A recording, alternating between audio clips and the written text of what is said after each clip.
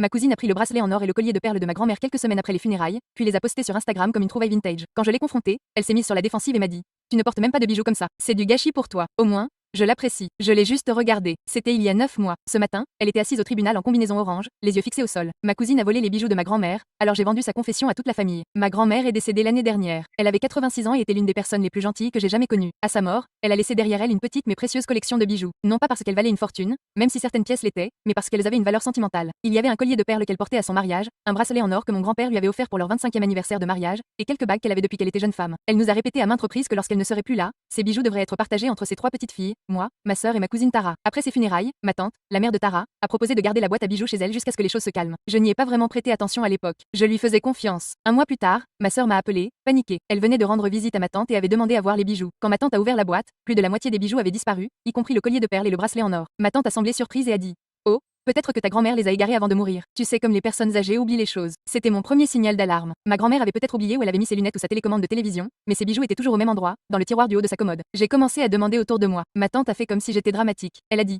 Tu es obsédée par les choses au lieu de faire ton deuil correctement. Ce ne sont que des bijoux. Elle savait que ce n'était pas que des bijoux. C'était des objets de famille. Puis, Terra s'est mise sur la défensive, sans raison. Pourquoi tu en fais une histoire à propos de toi? Mamie m'aimait aussi. Arrête de faire comme si tu étais la préférée. Je ne l'avais encore accusée de rien, mais sa réaction était bizarre. Une semaine plus tard, ma sœur a remarqué quelque chose d'étrange sur Instagram. Tara avait posté une photo d'elle à une fête portant le bracelet en or de ma grand-mère. Elle avait écrit en légende: Une trouvaille vintage. Je lui ai envoyé un texto: C'est le bracelet de mamie. Pourquoi tu l'as? Elle a répondu: Calme-toi, je te l'emprunte, c'est tout. Ma tante a dit que je pouvais le prendre un moment. Ne sois pas si contrôlante. Emprunte sans demander l'avis de ma sœur ou de moi. Et le collier de perles, quand j'ai insisté à nouveau, elle est devenue méchante. Tu ne portes même pas de bijoux comme ça. C'est du gâchis pour toi. Au moins, je l'apprécie. C'est là que j'ai réalisé qu'elle avait probablement tout pris. J'ai envoyé un message à une de ses amies. Je lui ai demandé si elle avait vu Tara porter des bijoux en perles récemment. Elle a dit oui. Tara a porté le collier à un dîner il y a 2 semaines, se vantant que c'était un héritage et qu'il lui appartenait désormais entièrement. Je l'ai confrontée en personne. Je me suis présentée à son appartement et au début, elle a essayé d'en rire. Waouh! Tu penses vraiment que je suis une sorte de voleuse? C'est hilarant. Puis elle a commencé à jouer la victime. Tu as toujours été jalouse de moi. Tu ne supportes pas que mamie m'en ait donné plus parce qu'elle me faisait confiance. Je lui ai dit de le prouver. Montre-moi le reste des bijoux de mamie si c'était vraiment à elle. Elle a refusé, disant qu'elle n'avait pas à s'expliquer et que je montais la famille contre elle. Alors, j'ai fait la seule chose à laquelle elle ne s'attendait pas. Je lui ai dit que j'avais des captures d'écran d'elle portant le bracelet et le collier, ainsi que des messages de son amie confirmant qu'elle se vantait de les avoir pris. Je lui ai dit que je lui donnerais une chance d'avouer en vidéo avant de tout envoyer à toute la famille. Au début, elle m'a pris au dépourvu. Personne ne te croira. Ils penseront que tu inventes des trucs comme d'habitude. Puis elle a commencé à paniquer. D'accord. Très bien, oui, je les ai prises. De toute façon, grand-mère aurait voulu que je les garde. Elle disait toujours que j'avais le meilleur goût. Je te les rendrais si tu les laissais tomber. J'ai tout enregistré. J'ai téléchargé la confession dans un dossier partagé privé et j'ai envoyé le lien à tous les membres de la famille, oncle, tante, cousin, et même à son père qui vit dans un autre pays. J'ai inclus les captures d'écran et les messages de son ami. Les retombées ont été instantanées. Mon téléphone a commencé à exploser. Ma tante m'a appelé en hurlant, m'accusant d'humilier sa fille. Je lui ai calmement dit que si Tara n'avait pas volé grand-mère, il n'y aurait pas de quoi l'humilier. Certains membres de la famille ont été choqués et se sont tus. D'autres étaient furieux contre Tara. Mon oncle, son père, m'a appelé pour me dire qu'il était profondément déçu d'elle et qu'elle avait embarrassé toute la famille. Apparemment, il lui avait envoyé de l'argent pour l'école, mais maintenant il n'était même plus sûr qu'elle l'ait utilisé pour ça. Tara m'a envoyé un long message vocal dans lequel elle pleurait sur la façon dont j'avais ruiné sa vie à cause de quelques babioles. Elle prétendait qu'elle les avait prises uniquement parce qu'elle se sentait sous-estimée et laissée pour compte. Elle a même dit: Tu as toujours eu la vie plus facile que moi. Je mérite quelque chose de bien pour une fois. Cela m'a fait bouillir le sang. Ma grand-mère a clairement fait savoir que les bijoux devaient être partagés équitablement. Tara ne méritait pas plus simplement parce qu'elle pensait que sa vie était plus dure. 2 jours plus tard, on a frappé à la porte de ma sœur. C'était un coursier qui lui livrait un colis. À l'intérieur se trouvaient tous les bijoux manquants, ainsi qu'une chaîne en argent bon marché qui n'appartenait certainement pas à ma grand-mère. Maintenant, elle est coupée de la plupart de ses proches. Elle n'a pas été invitée au mariage de notre cousin le mois dernier. Je pensais que c'était la fin, jusqu'à ce matin, lorsque j'ai reçu une épaisse enveloppe par la poste. À l'intérieur se trouvait une lettre officielle d'un cabinet d'avocats. Tara me poursuivait en justice pour détresse émotionnelle et diffamation. Les épais documents juridiques se sont étalés sur ma table de cuisine le lendemain matin tandis que mon café refroidissait. Je n'arrêtais pas de lire la même ligne encore et encore. Quelque chose à propos de dommages et intérêts de plus de 50 000 $, ce qui représentait plus d'argent que tout mon compte d'épargne. Mes mains tremblaient un peu lorsque j'ai attrapé mon ordinateur portable. Et j'ai commencé à chercher sur Google des avocats spécialisés dans la défense en diffamation à Chicago, en cliquant sur site après site pour essayer de trouver qui pourrait réellement m'aider sans me faire payer une fortune juste pour parler. Rachel a appelé pendant que je lisais des critiques sur le 10e cabinet d'avocats, et sa voix tremblait quand elle m'a dit de vérifier Facebook immédiatement. Tante Linda avait publié une longue diatribe sur la façon dont je détruisais la famille par des mensonges et des manipulations, sur le fait que j'avais toujours été jalouse de Tara et sur le fait que certaines personnes ne supportaient tout simplement pas de voir les autres réussir. 23 personnes l'avaient déjà aimé, et il y avait des commentaires de proches à qui je n'avais pas parlé depuis des années, disant des choses comme: Ils ont toujours su que j'étais une source d'ennui. Cet après-midi-là, j'étais assise dans le bureau de l'avocate Monica Smith, au centre-ville. Tout l'endroit sentait le cuir et les vieux livres pendant qu'elle parcourait chaque page du procès avec ce petit air renfrogné. Elle n'arrêtait pas de prendre des notes d'une écriture soignée sur un bloc-notes jaune, encerclant des choses et en traçant des flèches entre les différentes sections. Elle a levé les yeux vers moi et m'a dit: La vidéo des aveux était ma meilleure défense, mais nous devions absolument tout documenter. Chaque message, chaque déclaration de témoin, chaque élément de preuve concernant les bijoux. Les honoraires d'acompte m'ont fait tomber l'estomac quand elle les a prononcés. 5000 $ juste pour commencer, sans compter les frais de justice ni tout ce qui pourrait arriver. J'ai quand même fait le chèque parce que qu'étais-je censé faire d'autre? Laisser Tara gagner. Le lendemain, Rachel m'a envoyé une capture d'écran de notre groupe de discussion avec les cousins que j'avais quittés il y a des mois après trop de drames. La meilleure amie de Tara, Melissa, était là et affirmait que j'avais édité la vidéo de la confession en utilisant l'IA pour faire croire que Tara avouait quelque chose qu'elle n'avait jamais fait. 3 autres cousins avaient déjà aimé son commentaire, et une certaine Jessica, dont je me souvenais à peine des réunions de famille, disait qu'elle avait toujours su que j'étais jalouse et vindicative. Mon téléphone a vibré avec un texto de notre cousin Michael qui me disait simplement de rester forte et qu'il connaissait tous la vérité, mais il s'est coupé au milieu de la phrase, comme s'il avait peut-être appuyé sur envoyer trop tôt. J'ai passé toute la journée du lendemain, littéralement 6 heures d'affilée, assise à mon bureau, à classer toutes les preuves que j'avais dans des dossiers sur mon ordinateur et à en imprimer des copies pour Monica. Des captures d'écran de Tara portant les bijoux lors de différents événements, son amie confirmant qu'elle s'était vantée d'avoir tout hérité, le reçu du coursier montrant qu'elle avait renvoyé tous les bijoux après que je les révélés, des textos remontant à des mois où elle s'était mise sur la défensive avant même que je ne l'accuse de quoi que ce soit. Monica m'a envoyé un email ce soir-là pour me dire que Brenner avait demandé une réunion de règlement dans 2 semaines et qu'il voulait que cela se termine rapidement, ce qui, selon elle, était en fait une bonne chose pour nous, car cela signifiait qu'il savait que leur dossier était faible. Ce soir-là, maman a appelé pendant que je réchauffais des restes de plats chinois au micro-ondes, et j'ai pu voir qu'elle avait pleuré avant même d'avoir dit quoi que ce soit. Sa voix était toute fatiguée et brisée lorsqu'elle m'a dit que tante Linda ne voulait plus lui parler. Ses 30 années de sœur étaient tout simplement perdues à cause de tout ce gâchis. Je pouvais l'entendre pleurer doucement au téléphone lorsqu'elle a dit qu'elle savait que j'avais fait ce qu'il fallait, mais elle n'aurait jamais imaginé que cela déchirerait la famille comme ça. La demande de communication de Brenner est arrivée par email à Monica le lendemain matin. Ce document officiel réclamait tout mon historique de médias sociaux, mes relevés bancaires et toute preuve de ce qu'ils ont appelé un comportement diffamatoire antérieur à l'encontre de Tara. Monica a vraiment ri lorsqu'elle me l'a transmis, qualifiant cela de partie de pêche parce que Brenner espérait que j'avais dénigré Tara en ligne. Avant et il pourrait s'en servir contre moi. Je n'avais jamais rien dit d'elle sur les réseaux sociaux,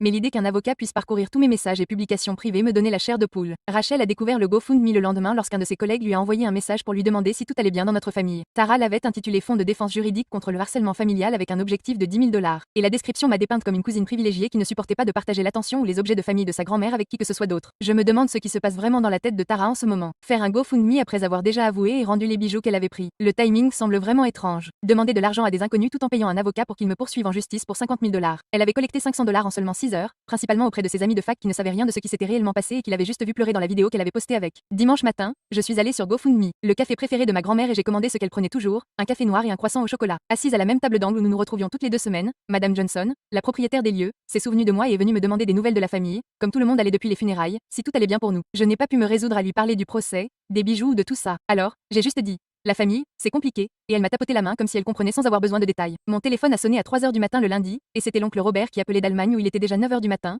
la voix lourde d'épuisement, alors que sa journée venait juste de commencer. Il avait vu les publications de GoFundMe et de Linda sur Facebook et il n'arrêtait pas de répéter que c'était de la folie, comme s'il n'arrivait pas à croire ce qui se passait. Il m'a dit qu'il ne finançait absolument pas le procès de Terrara et qu'il avait en fait la preuve qu'elle avait menti sur l'utilisation de l'argent qu'il avait versé pour l'éducation. Lui a envoyé l'année dernière. Vêtements et voyages, pas ses études. C'est ce que montrent ses relevés bancaires. Il m'a dit d'envoyer tout à mon avocat et qu'il avait fini de la protéger des conséquences de ses actes. Monica a déposé notre réponse officielle au procès mardi matin, rejetant toutes les allégations de Terrara et invoquant la vérité comme défense absolue contre la diffamation, ce qui signifie en gros qu'on ne pouvait pas poursuivre quelqu'un pour avoir dit la vérité sur ce qu'on avait fait. Elle a également inclus une demande reconventionnelle pour les frais juridiques, expliquant que si nous gagnions, Tara devrait payer tous mes frais d'avocat, ce qu'elle a qualifié d'agressif, mais totalement justifié étant donné la frivolité de tout le procès. 3 jours se sont écoulés avec juste des textos furieux de ma tante avant que tout n'explose sur mon lieu de travail. Jeudi, je déjeunais à mon bureau lorsque la réceptionniste a appelé pour me dire que quelqu'un était là pour me voir. Et avant même que je puisse demander qui, ma tante a fait irruption par les portes de sécurité, brandissant son téléphone et enregistrant tout. Elle s'est dirigée directement vers mon box, exigeant que j'avoue devant la caméra que j'avais monté la vidéo de Tara, que j'avais manipulé sa pauvre fille. Fille à dire des choses qu'elle ne pensait pas. Mes collègues ont arrêté de faire du battage médiatique et ont regardé fixement la voix de ma tante devenir plus forte, m'accusant d'être jalouse et méchante,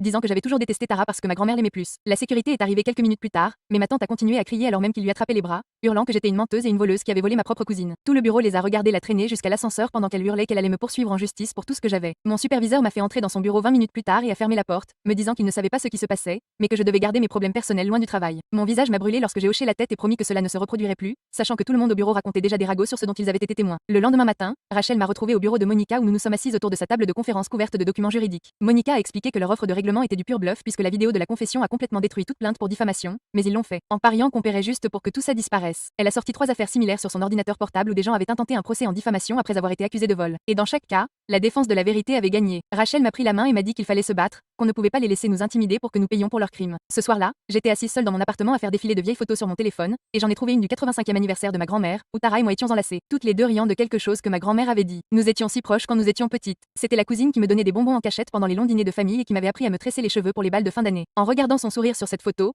j'avais mal au cœur parce que je n'arrivais pas à comprendre à quel moment tout avait si mal tourné entre nous. Samedi matin, mon téléphone a explosé de notifications car ma tante avait envoyé un email à 43 membres de la famille intitulé La vérité sur les bijoux, dans lequel elle affirmait que j'avais manipulé sa fille en deuil pour qu'elle fasse de faux aveux. Elle a écrit que J'avais toujours été jalouse du lien spécial entre Tara et sa grand-mère et j'avais monté la vidéo pour la rendre pire qu'elle ne l'était. En moins d'une heure, Michael avait répondu à tout le monde en disant: nous avions tous vu Tara porter les bijoux volés, et Linda devait arrêter de mentir à ce sujet. D'autres proches sont intervenus avec leurs propres réponses. Certains nous ont soutenus, d'autres sont restés silencieux et quelques-uns ont suggéré que nous aurions dû gérer cela en privé sans faire appel à des avocats. Lundi, c'était la conférence de règlement dans un centre de médiation du centre-ville où nous étions assis en face de Tara et Brenner dans une salle de conférence étouffante. Brenner a étalé des papiers montrant les factures de thérapie de Tara, affirmant qu'elle avait eu besoin de conseils pour le traumatisme émotionnel d'avoir été humiliée publiquement par sa propre famille. Il a montré des reçus pour les salaires perdus pour avoir manqué le travail en raison de l'anxiété et a imprimé des captures d'écran de commentaires désagréables que les gens avaient laissés sur ses réseaux sociaux. Tara était assise là, vêtue d'une robe noire, s'essuyant les yeux avec un mouchoir, même si je pouvais voir qu'ils étaient complètement secs. Monica a ouvert son ordinateur portable et a diffusé la vidéo de la confession à plein volume. La voix de Tara a rempli la pièce lorsqu'elle a admis avoir pris les bijoux. À la fin, Monica a simplement déclaré que sa cliente avait avoué le vol et que nous en avions terminé. Brenner a immédiatement changé de tactique, affirmant que Tara avait été contrainte lorsque la vidéo avait été prise, qu'elle s'était sentie menacée et contrainte de dire quelque chose. Des choses qui n'étaient pas vraies. Monica a éclaté de rire et a déclaré que sa cliente était restée dans son propre appartement, parlant librement et ne montrant aucun signe de détresse. Elle a demandé si nous devions discuter des accusations de vol que j'avais gracieusement choisi de ne pas porter plainte,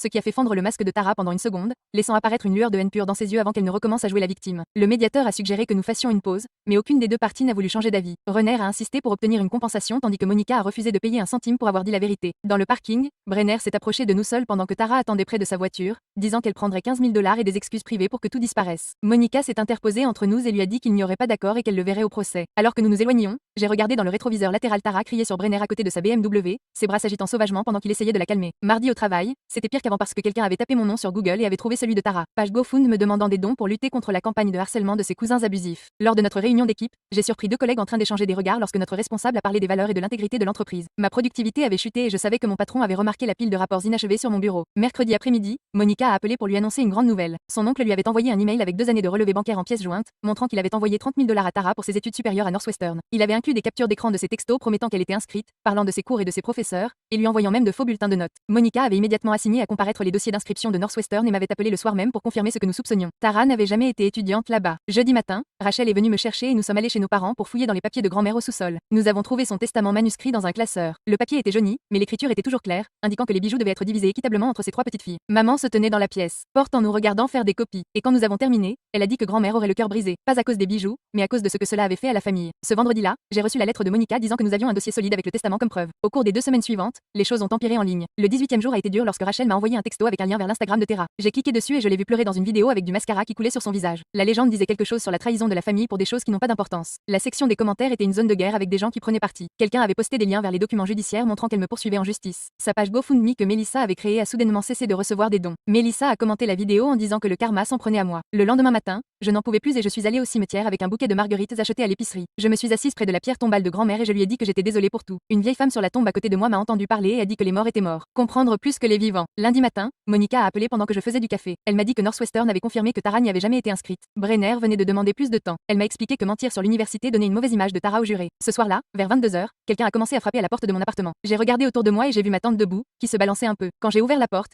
j'ai senti une odeur de vin dans son haleine et son maquillage était tout maculé. Elle m'a supplié de m'excuser et de faire disparaître tout ça. Quand je lui ai montré les papiers de Northwestern prouvant que Tara avait menti sur l'université, elle s'est mise à pleurer encore plus fort. Elle a admis qu'elle savait que Tara mentait, mais a dit que les mères devaient protéger leurs enfants. Le lendemain, le juge leur a donné 6 semaines de plus avant le procès. Monica a dit que c'était bien parce qu'ils avaient peur. J'ai continué à vérifier mon compte bancaire, en regardant les chiffres baisser à cause des frais d'avocat. Tara joue la victime tandis que le bureau des inscriptions de Northwestern dit en gros, nouveau téléphone. Qui est-ce? C'est du grand n'importe quoi. Les amis, oncle Robert nous envoie ses reçus comme une bombe à retardement depuis l'Allemagne, ce qui montre bien que les drames familiaux ne se soucient pas des fuseaux horaires. Rachel a créé une feuille de calcul pour suivre nos dépenses et n'arrêtait pas de dire qu'on les récupérerait quand on gagnerait. Lundi matin, ma patronne m'a convoqué dans son bureau en premier. Elle m'a dit que les RH avaient reçu une plainte à mon sujet et m'a montré des emails imprimés que quelqu'un leur avait envoyés. Ils disaient que je risquais d'être un risque pour ma responsabilité à cause du procès. Elle a dû me mettre en examen administratif pendant qu'ils examinaient la situation. J'ai eu le ventre qui s'est noué en pensant que je risquais de perdre mon emploi à cause de ça. Monica a envoyé une lettre de mise en demeure à Melissa le jour même pour avoir gâché mon travail. Elle a également déposé des papiers demandant une ordonnance de protection. Elle n'arrêtait pas d'utiliser des termes juridiques que je ne comprenais pas, mais j'ai compris que cela devenait plus important qu'un simple drame familial. 2 jours plus tard, je suis restée assise dans ma voiture sur le parking de l'épicerie pendant 1 heure, incapable d'entrer. Mon téléphone n'arrêtait pas de vibrer avec des messages de ma famille, mais je ne pouvais pas les regarder. J'ai fini par commander une pizza en pleurant, sous la douche jusqu'à ce que l'eau devienne froide. Le lendemain matin, Rachel m'a appelé en criant de vérifier Instagram immédiatement. Il y avait une photo de Tara à une fête portant le collier de perles de grand-mère avec une légende disant que ce qui lui appartenait toujours. Les commentaires étaient en délire, même ses partisans étaient confus puisqu'elle avait dit avoir tout rendu. Monica a immédiatement pris des captures d'écran et a déclaré que c'était une preuve parfaite. Nous avons déposé des documents d'urgence le lendemain, soulignant qu'elle avait toujours des bijoux qu'elle avait juré avoir rendus. Le juge a fixé une audience pour la semaine suivante. Renner a appelé Monica dans les heures qui ont suivi en disant que sa cliente s'était trompée sur les médias sociaux et que tout avait été rendu. Monica lui a dit de le prouver avec une liste complète sous serment. Le soir même, Michael m'a appelé pour me donner une nouvelle qui m'a fait mal au ventre. Le comité de réunion de famille se réunissait et ma tante faisait pression pour que je sois bannie de toutes les futures réunions. Michael essayait de se battre, mais le comité était divisé en deux. Notre grand-tante de 92 ans, Florence, avait apparemment dit à tout le monde qu'elle ne vivrait pas aussi longtemps pour voir sa famille se dévorer pour des bijoux. Le lendemain matin, nous avons eu l'audience d'urgence au palais de justice, et Brenner était là à discuter. La publication Instagram n'était qu'une vieille photo publiée par erreur. Le juge n'y croyait pas et a ordonné à Tara de fournir une liste sous serment de tous les bijoux en sa possession dans les 72 heures. Tara est sortie en trombe de la salle d'audience, et lorsqu'elle m'a croisée dans le couloir,